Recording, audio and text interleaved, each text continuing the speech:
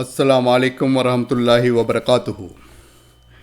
इन्नल हम्दुलिल्लाह नहमदुहु व नस्तईनु व नस्तगफिरुहु व नऊज़ु बिल्लाहि मिन शुरूरि अनफुसिना व सय्यिआति अमालिना मय यहदिहिल्लाहु फला मुदिल्ल लहु व मय युद्लिल फला हादिय लहु व अशहदु अन ला इलाहा इल्लल्लाहु वहदहु ला शरीक लहु व अशहदु अन्न मुहम्मदन अब्दुहु व रसूलुहु सल्लल्लाहु अलैहि व अला आलिहि व सहबिहि वसल्लम। या अय्युहल्लज़ीना आमनुत्तकुल्लाह हक़्क़ तुक़ातिही व ला तमूतुन्ना इल्ला व अंतुम मुस्लिमून। या अय्युहन्नास इत्तक़ू रब्बकुमुल्लज़ी खलक़कुम मिन नफ्सिन वाहिदा व खलक़ मिन्हा ज़ौजहा व बस्स मिन्हुमा रिजालन कसीरन व निसाअ वत्तक़ुल्लाहल्लज़ी तसाअलून बिही वल अर्हाम इन्नल्लाह काना अलैकुम रक़ीबा।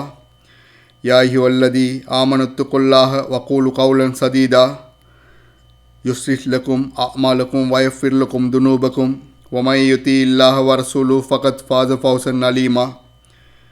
फ़इन्न अस्दक़ल हदीस किताबुल्लाह व ख़ैरल हदी हदीयु मुहम्मदिन सल्लल्लाहु अलैहि व अला आलिहि व सहबिहि वसल्लम व शर्रल उमूरि मुहदसातुहा व कुल्लु मुहदसतिन बिदअह व कुल्लु बिदअतिन ललाला व कुल्लु ललालतिन फ़िन्नार।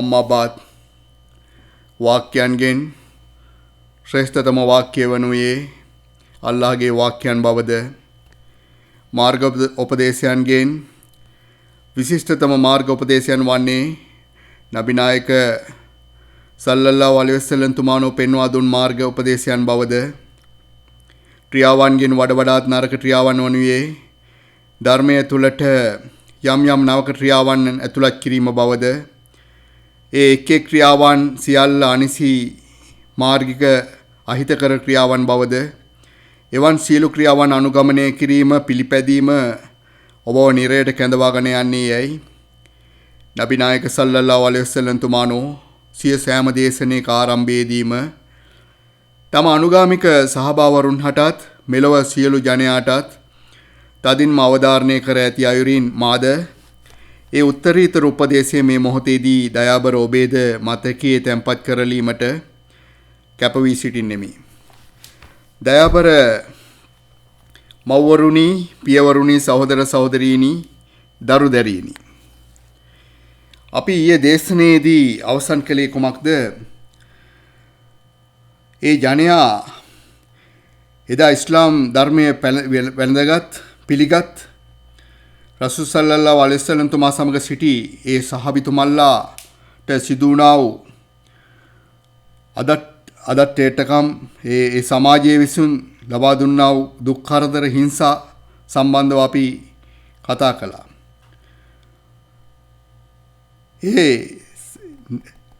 නබිවරු පවා ප්‍රාර්ථනා කළා ඊට පෙර පැමිණි වක්තෘවරුන් නබිවරුන්ට පවා ඒ සමාජයන් විසින් දුන්නා වූ වද වේදනාවලදී ඉවසීමෙන් කටයුතු කළ ආකාරය පෙන්වා දුන්නා. හොඳයි, අද අපි බලමු මේ සියලු වද හිංසාවන්ට අනතුරුව ඊළඟ පියවර වශයෙන් ඔවුන් කිරීමට තීරණය කළේ කුමක්ද? ඒ තමයි නබි නායක සල්ලල්ලාහු අලයිහි වසල්ලම් තුමාව ඝාතනය කිරීමේ සැලසුම. පළමු පියවර වූයේ මේ ධර්මයයි. එහි ප්‍රතිපත්තීන් ප්‍රසිද්ධ කළ විට රසූල් සල්ලල්ලාහු අලයිහි වසල්ලම් තුමාව අවමානයට පත් කළා. මක්කාවට හජ් කර්තව්‍ය සඳහා ආගිය ජනයාට ධර්මයේ ප්‍රචාරය කළ විට පිස්සෙක්, හූනියම්කරුවෙක්, කවිකාරයෙක් යයි කියමින් එතුමා පසුපස යමින් ඒ ජනයාව කලබලයට, නොසන්සුන්තාවයට පත් කළා. ඒ සියලු බාධක ජයගනිමින් ක්‍රමක්‍රමයෙන් ජනයා ඉස්ලාම්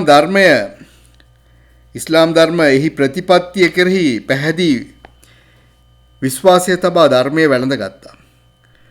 ධර්මයේ පිළිගත්තා. ප්‍රායෝගික ජීවන ක්‍රමය පිළිගත්තා. ප්‍රචාරක කටයුතු නොනවත්වා කරගෙන ගියා. ඉන් අනතුරුව ඉස්ලාම් ධර්මයේ පිළිගත් වැළඳගත් ජනයාට අනන්ත අප්‍රමාණ වදහිංසා කරනු ලැබුවා. සමහරෙකු ඒ වදහිංසා ඉවසා දරනු බැරිව මිය ගියා. ඔවුන් ඝාතනය කළා. අල්ලාහගේ දූතයාගේ ක්‍රියාකාරකම් අඩපණ කරනුවස් අල්ලාහගේ දූතයාව අධෛර්යයට පත් කරනුවස් ඔවුන් මෙයාකාරව මුර්ගව කටයුතු කළා. කූර වදවලට ගොදුරු කළා. නබිනායක සල්ලල්ලාහු අලයිහි වසල්ලම් තුමාගේ අනුගාමිකයින්ට පමණක් නොවේයි වැඩිමහලු උසස් ප්‍රභූවරුන් කුඩා දරුවන් කාන්තාවන් වුවත් කිසිවෙකුවත් ඔවුන් අතහැර දැමුවේ නැහැ. ඒ නමුත් නබිනායක සල්ලල්ලාහු අලයිහි වසල්ලම් තුමා මහමගට බැස වීදිවල යමින් ලා ඉලාහා ඉල්ලල්ලාහ් අනා මුහම්මද් රසූලුල්ලාහ් වන්දනය අල්ලාහ් එක්කෙනෙකුට පමණයි අල්ලාහට පමණයි මම අල්ලාහගේ දූතයාය යන්නෙන් දිගින් දිගටම ප්‍රචාරයේ යෙදුණා. දුෂ්ටයන් ඊළඟට කළේ කුමක්ද?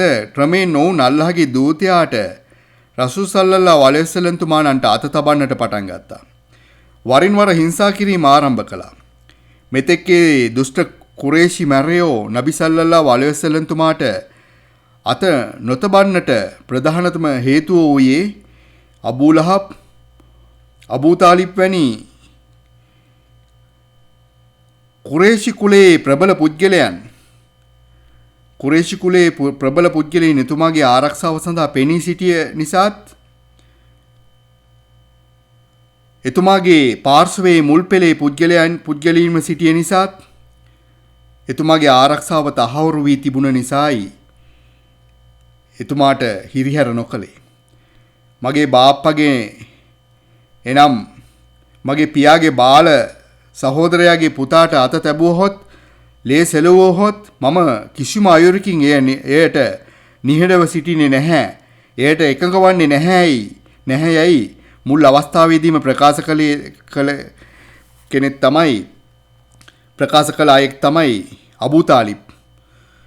ශාස්ත්‍රවන්තයාණන්ගේ රසූල් සල්ලල්ලාහු අලයිහි වසල්ලම් තුමාණන්ගේ පියාගේ සොහොයුරා.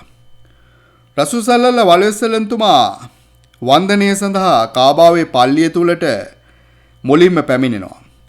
මේ අවස්ථාවේදී තමයි ඔවුන් මේ දුෂ්ටයන් මුල්වරට රසූල් තුමාට හිංසාවක් කරන්නට නබිතුමාණන්ට හිංසාවක් කරන්නට පටන් ගත්තේ.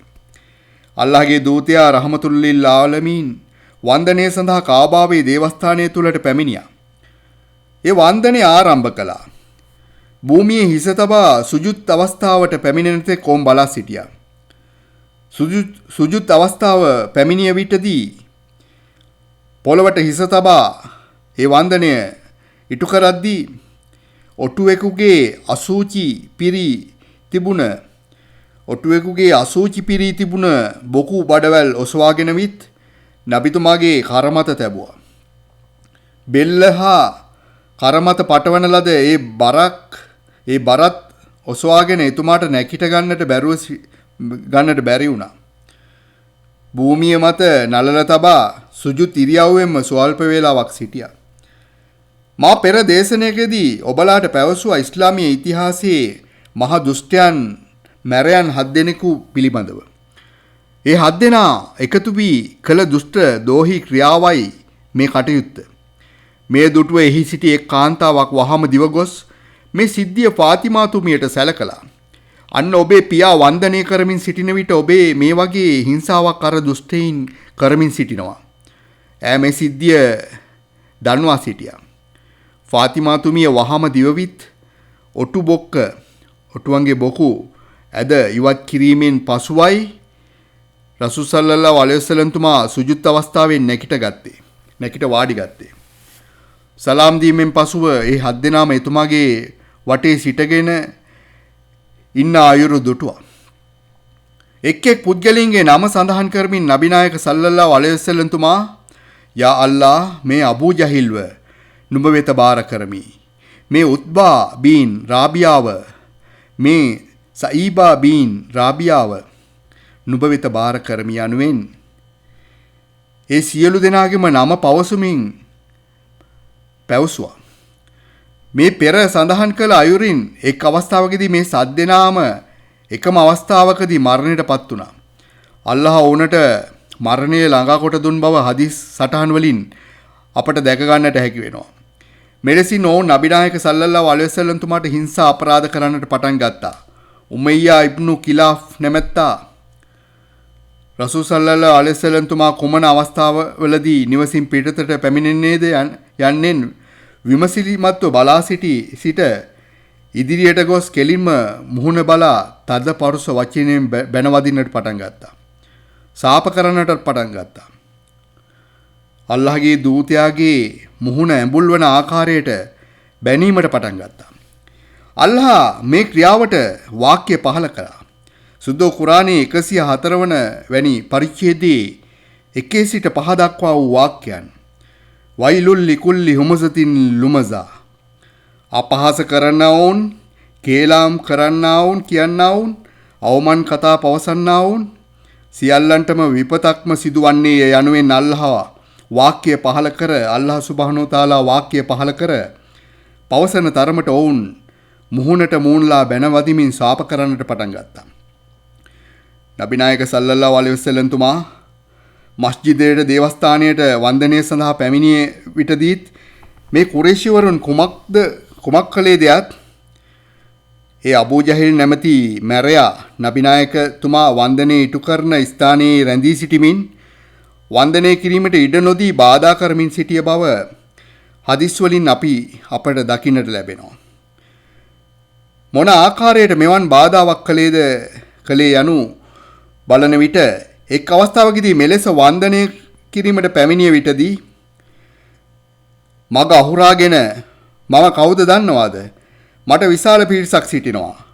කඳු දෙකක් අතර මා සක්මන් කරන විට මාව පෙරදීමට එහි කිසිම කෙනෙකුට බෑ. කිසිවෙකුත් එහි නැහැ යනුවෙන් අනවශ්‍ය ලෙස කතා කරමින් ආඩම්බර කතා පවත්වමින් නබිතුමාගේ වන්දනයට බාධා කර වන්දනයන් නැමුදුන් ඉටු කිරීම වළක්වනු ලැබුවා. අල්ලාහ් සුබ්හානහු තාලා වාක්‍ය පහල කර මේ ක්‍රියාව පිළිබඳව 96 වන සුදෝ කුරානයේ 96 වෙනි පරිච්ඡේදයේ 16 සිට 18 වෙනි වාක්‍යයෙන් පවසනවා. නාසියතින් කාදිපතින් khatiya. ඔහුගේ නළලට ඌ රෝමේ නල්ලා ගන්නෙමි.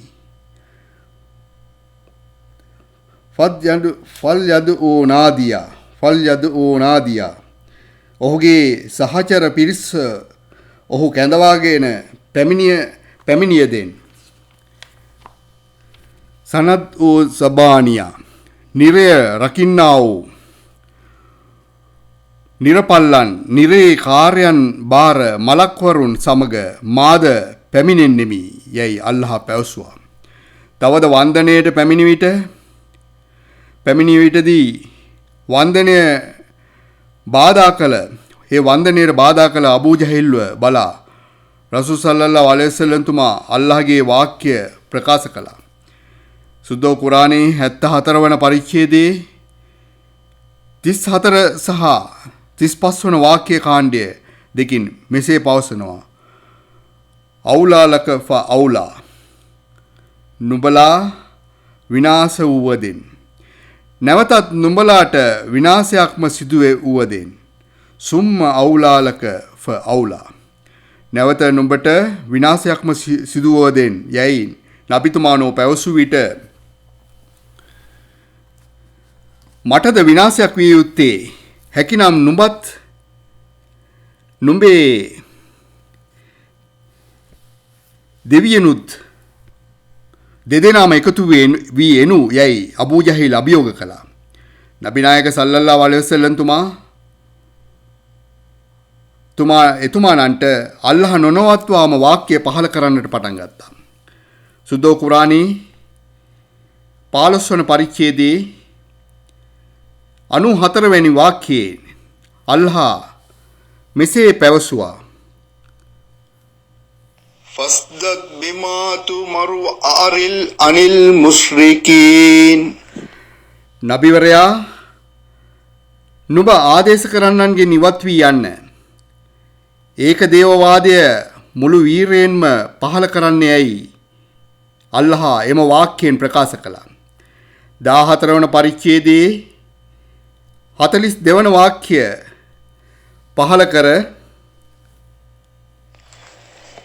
ولا تحسبن الله غافلا عما يعمل الظالمون අපරාධකරුවන්ව අල්ලාහ් නොදුටුවේ යයි නොසිතන්න. බලන්න මේ වාක්‍ය කොතරම් අපූර්ව වැකියක්ද කියා.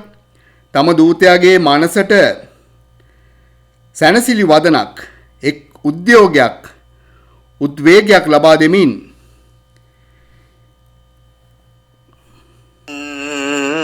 إنما يؤخرهم ليوم تشخص فيه الأبصار මා එක් කාල වේලාවක් ඔවුන් සඳහා තීරණය කර තබා ඇත්තෙමි. දැස් උඩින්ද වී සිටින දිනක් වෙනුවෙන් මා ඔවුන්ට අවකාශයක් ලබා දී ඇති බව දූතයා ඔබ වටහා ගන්න. 11 වන පරිච්ඡේදයේ 18 වෙනි වාක්‍යයෙන් අල්ලාහ් තවදුරටත් මේ සම්බන්ධව අල්ලාහ් පැවසුවා. අලා ඔබ දැනගන්න. لعنة الله على الظالمين අපරාධකරුවන් වෙත අල්ලාහගේ සාපය පතිත වේවා. මෙලෙස අල්ලාහ් වාක්‍ය පහළ කොට තම දූතයාට පැවසුවා. 41 වෙනි පරිච්ඡේදයේ 34 වෙනි වාක්‍යයෙන් මෙලෙස තම දූතයාටත් අනුගාමිකයන්ටත් අනේක විද හිංසා පමුණුවන විට ඔවුන් කටයුතු කළ යුතු ආකාරය පිළිබඳව පැහැදිලි කළා. ولا تستوي الحسنة ولا السيئة කුසල් හා අකුසල් කිසි විටක සමවන්නේ නැහැ. ادفع بالتي هي أحسن فإذا الذي بينك وبينه عداوة كأنه ولي حميم යමෙකුට ඔබහට අකටයුත්තක් අයහපතක් කරනා විට ඔබ යහපත් දෙයම කිරීමෙන් අයහපත් ක්‍රියාවන් දුරලිය හැකිය. එපමණක් නොවේ අයහපත් දේ කරන පුද්ගලයන් හට ඔබ යහපත් දේ කිරීමෙන් හතුරන් වන ඔවුන් ඔබේ කලන මිතුරන් බවට පත්වේ. යයි අල්ලාහ් වාක්‍ය පහල කර උපදෙස් දුන්නා. රසූල් සල්ලල්ලාහු අලයිහි වසල්ලම් තුමාටත් සහාබාවරුන්ටත් තවදුරටත් අල්ලාහ් සුද්ධ කුරානයේ දෙවනි පරිච්ඡේදයේ 214 වෙනි වාක්‍යයෙන් පවසන ලද එක් තන්හිදී හිංසාවට හා ගොදුරු වීමෙන් විවිධ ප්‍රශ්නයන්ට දුක් ගැහැටවලට භාජනය වීමෙන් උදාසීන වී මුළුගැන් වී නොයන්නට තම දූතයාටත් සහාබාවරුන්ටත් දෙවන පරිච්ඡේදයේ 214 වන වැනි වාක්‍යයෙන් පවසනවා. හසිකතුම් අන්දඛුලුල් ජන්නත ඔබලා විශ්වාසීන් ඊමානය තහවුරු කරගත්තෝ ඌ කල පරිශ්‍රණයන්ට මුහුණ නොදී ස්වර්ගස්ත වීමට නොහැක. අල්ලාහගේ වාක්‍ය ප්‍රකාශනය කෙසේද කියා සිතා බලන්න. සහෝදරවරුනි, ඊමානය තහවුරු කරන්නේ නම් පරිශ්‍රණයන්ට මුහුණ නොදී ස්වර්ගය ලැබිය නොහැකිය. කෙසේවන් වූ පරිශ්‍රණයන්ද? එය සුද්ධ කුරානයේ දෙවන පරිච්ඡේදයේ 214 වන වාක්‍යයෙන් මෙසේ පවසනවා. وَلَمَّا يَأْتِيكُمْ مَثَلُ الَّذِينَ خَلَوْا مِنْ قَبْلِكُمْ مَسَّتْهُمُ الْبَأْسَاءُ وَالضَّرَّاءُ وَزُلْزِلُوا حَتَّى يَقُولَ الرَّسُولُ وَالَّذِينَ آمَنُوا مَعَهُ متى نصر الله ألا إن نصر الله قريب.